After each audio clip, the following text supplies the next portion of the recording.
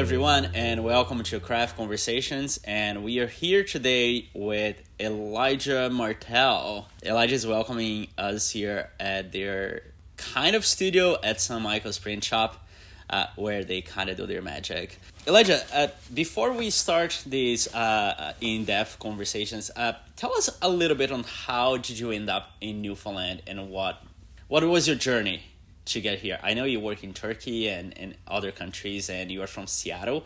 I was an international English teacher, so teaching English as a foreign language.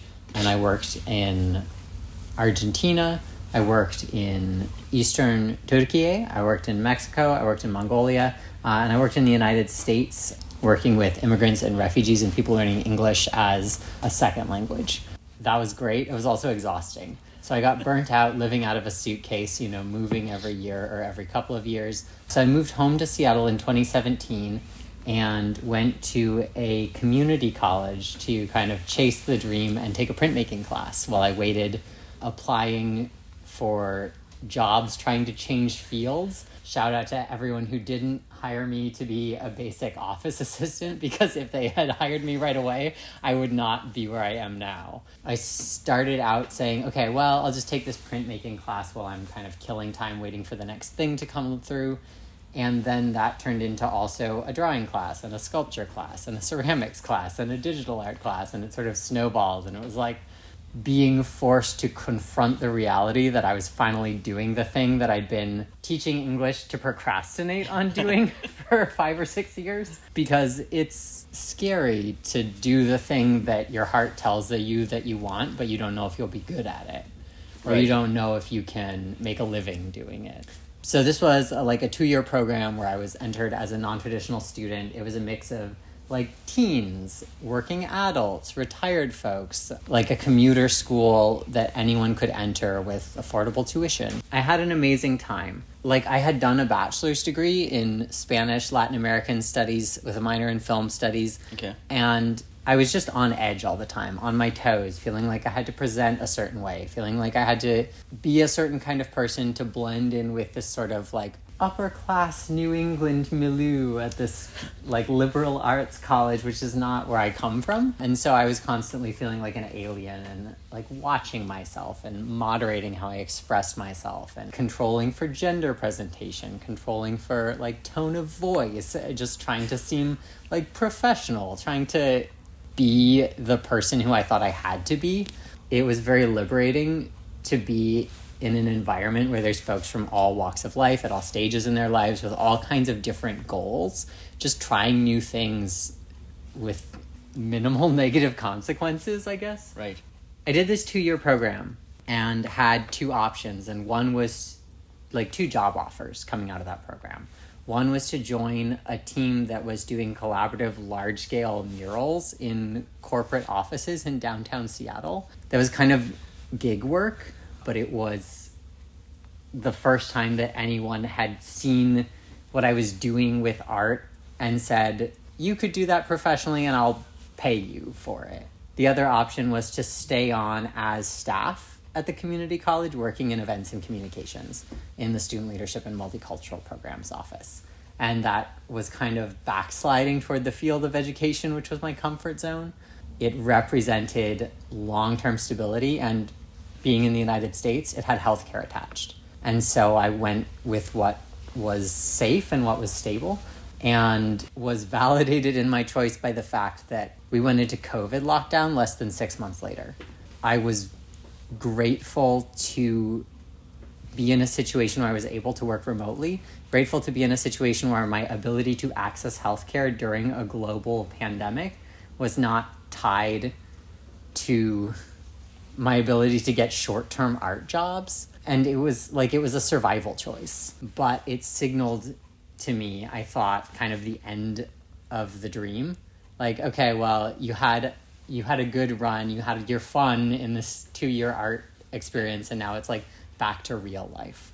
While we were still in COVID lockdown, my husband applied to grad school at Memorial to do a master's degree in the public health program, and pitched it to me being in lockdown for so long, we had already grieved the loss of our community and our connection to our friends and connection to all of these places that made Seattle feel like our home and that made home special. And so it was comparatively the easiest time emotionally, if not logistically, to pick up stakes and move across the continent to another country. But it was kind of disconcerting for me to go from working remotely full-time in this kind of education admin job to nothing, because they went back in person about a month and a half after we got here. And so obviously I couldn't do, like, my boss at the time asked if I had considered doing my marriage long distance for a year while my husband was in school. And I was like, no, thank you. I think I'm going to leave this job. I got here and I was like at loose ends. We didn't know anyone. I'd been working full time, 40 hours a week, right up until we moved. And then when we were quarantining in the basement of the Ramada Inn on Kenmount Road with our 18-pound cat, I was still working full time at a 4.5-hour time difference and just living this kind of shabby, disconnected life. The first thing that I stumbled across, and it's like, this is so laughably analog, but I was walking down Water Street running errands, I think going to the post office or Dollarama or something, and I saw this like weather-beaten, faded flyer for the clay studio classes, a physical piece of paper flyer, and that had like a phone number on it. There's so many dusty windows on Water Street, and you never quite know if something's like in progress or if it's gone and you've missed it. But what a delight to look it up and see that it was current.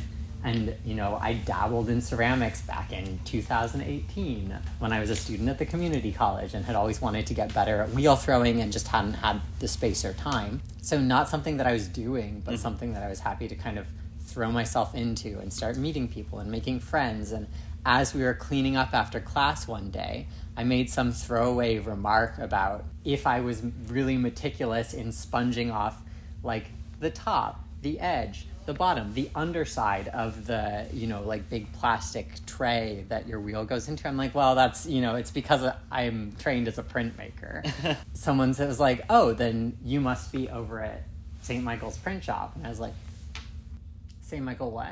It's just, I didn't know anything. I left all my printmaking stuff in storage in Seattle. But I came over here and was able to, once I knew to look for it, was able to like make friends, get involved, start volunteering. Eventually joined the board, made social connections, which led to me working downstairs of here at Eastern Edge, running the Holdfast Festival. Then it was just this snowball effect of like someone over here mentioned like the Group of 77 figure drawing group, and it's like, well, I've loved figure drawing and I'm so rusty, you know. I haven't looked at another human being since before COVID. You know, since being here, I've gotten into embroidery, like rug hooking, paper making, as well as all of these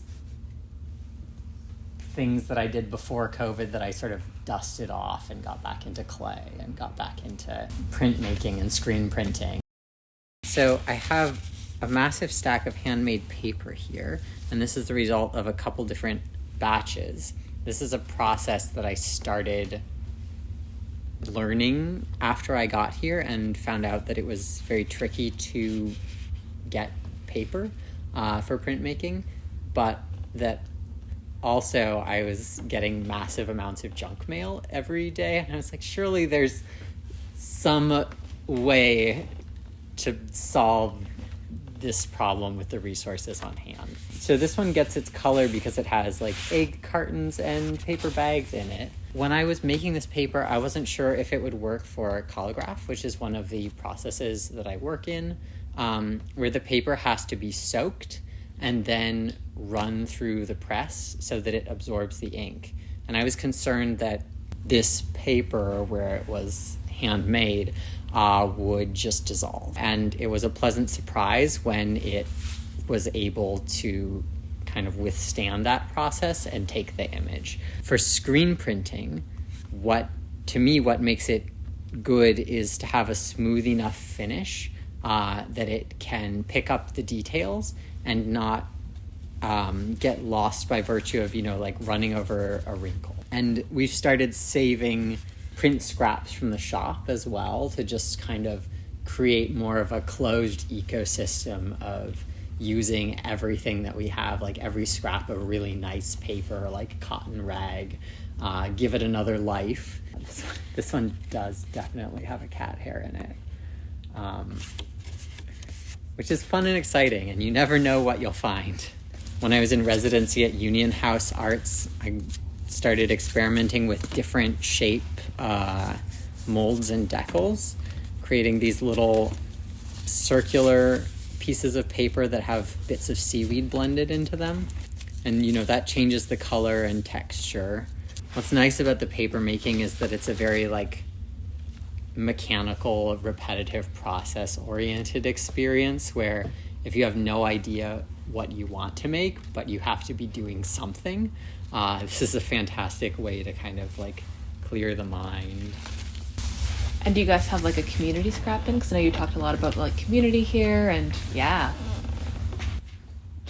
I have taught a few papermaking workshops and have just also made myself available to answer questions for people who are interested in getting started. My entire setup comes about 95% from the Dollarama, and that is only because where I just moved here, I didn't have a basement to go into and grab stuff from there that I already owned. It's one of these art forms that can seem hard to get into, or it requires a bunch of expensive specialized equipment, but it's something that you can get started in pretty easily, almost from scratch. Got a couple of little screen prints. I would be lying if I said we're not influenced by the internet.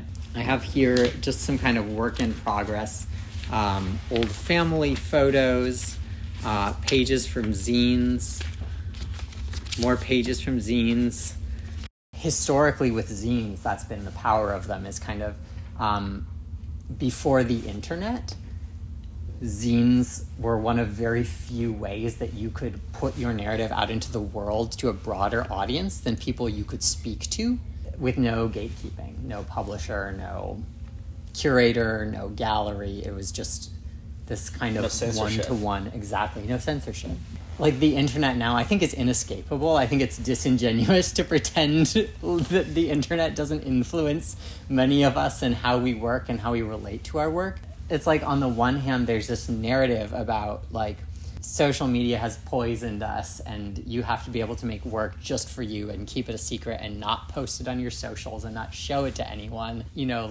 It's bad to seek the validation of strangers on the internet. Don't do it for the like button. But on the other hand, when your work is so narrative-based and so community-based, it's to me, the work isn't finished until it's shared. It's only half finished when I put it out into the world, and until it's received by someone on the other end, that's it's in limbo, it's not done. It's like a storytelling moment, yes. Which that's what my whole curatorial practice is based on, is in the storytelling. So is it in a show or in this conversation, there is a story that needs to be told, and if you don't tell the story to someone that is listening, then are you actually telling the story? Will people remember that?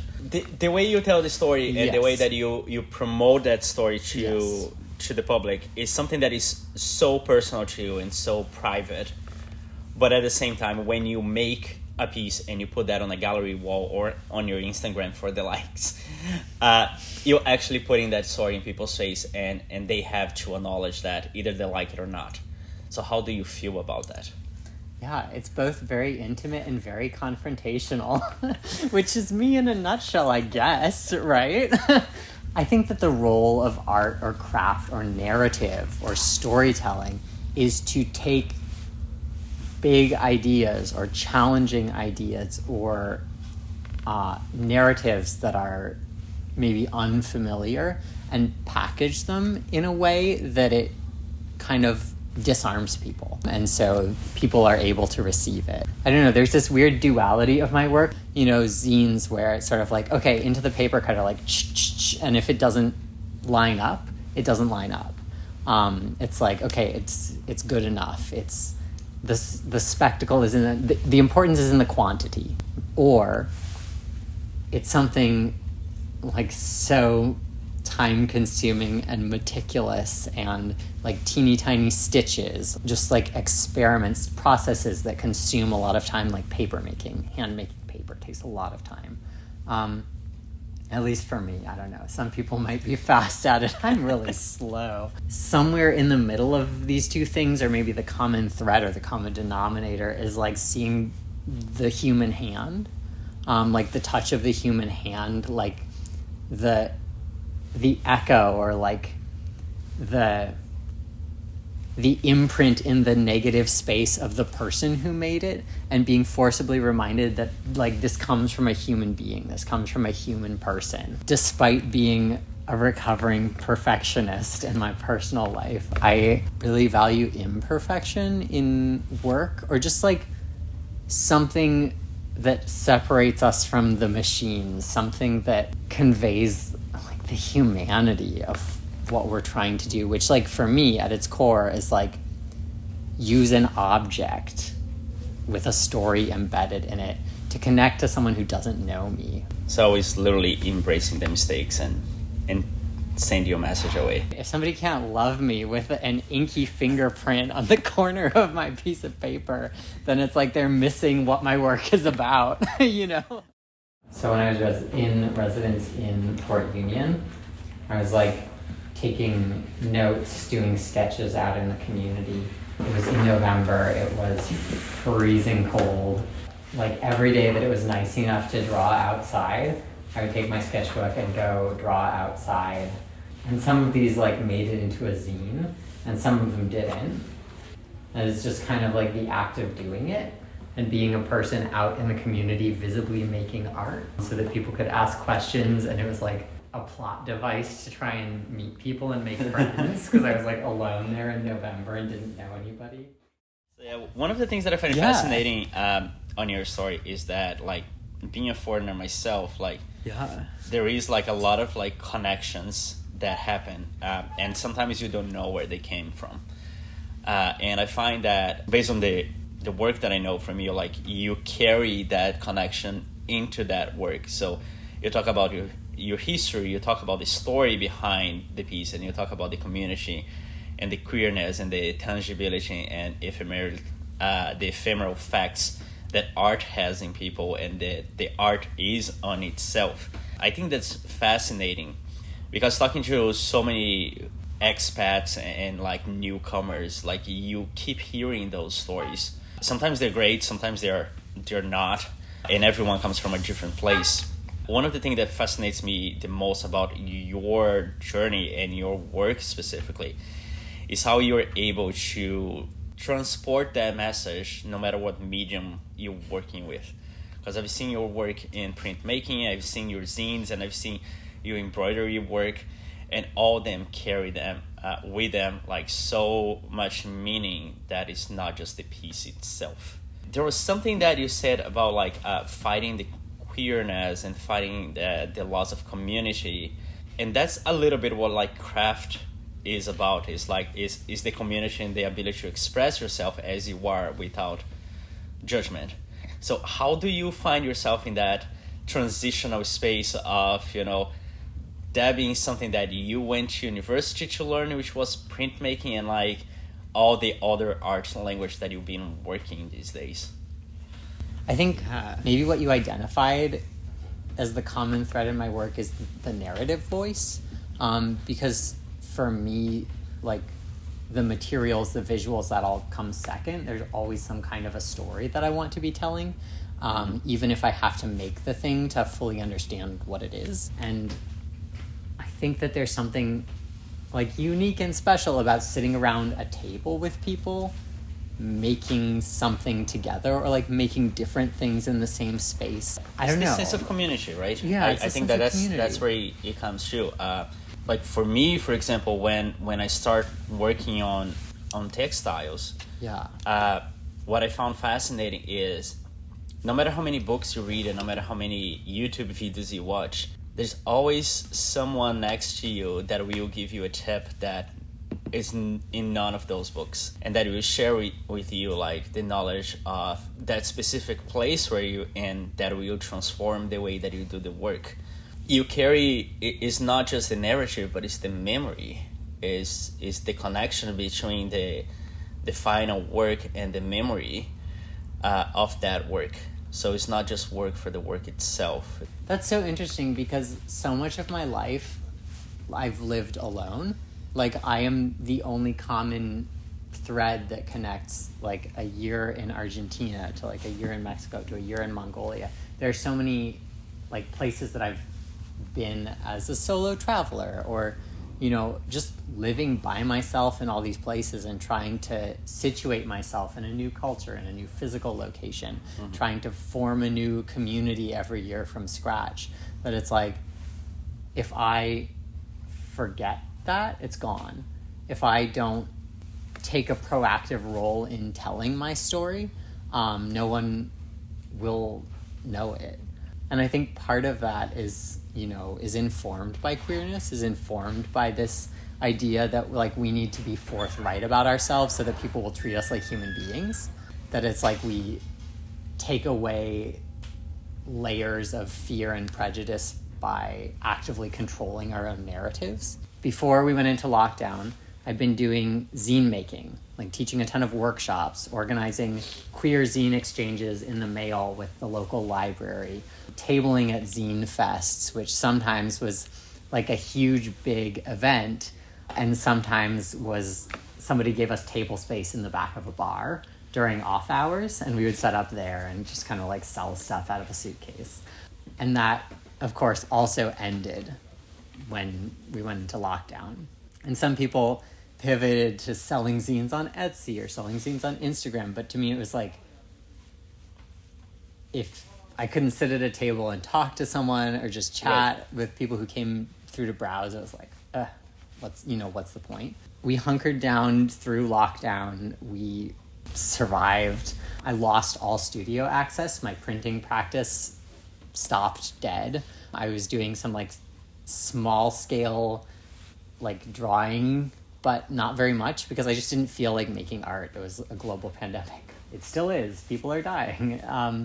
And like, to me, I have to make art with people, for people. Like, if there's no connection, it's like the most important thing for me isn't the visuals, it's not the materials, it's the narrative connection with community, with audience. And when that went away, it was like, it felt like there was no point.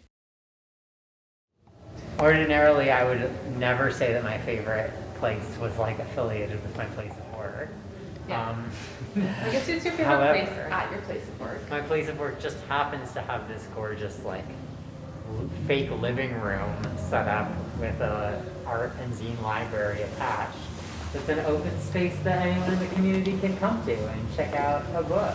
In some ways, it's like a blessing and a curse that what I do for my day job is so closely aligned with my own interests and values, because it does create this very blurry line of like, what am I doing for work? And then where does kind of my personal life and my personal practice begin?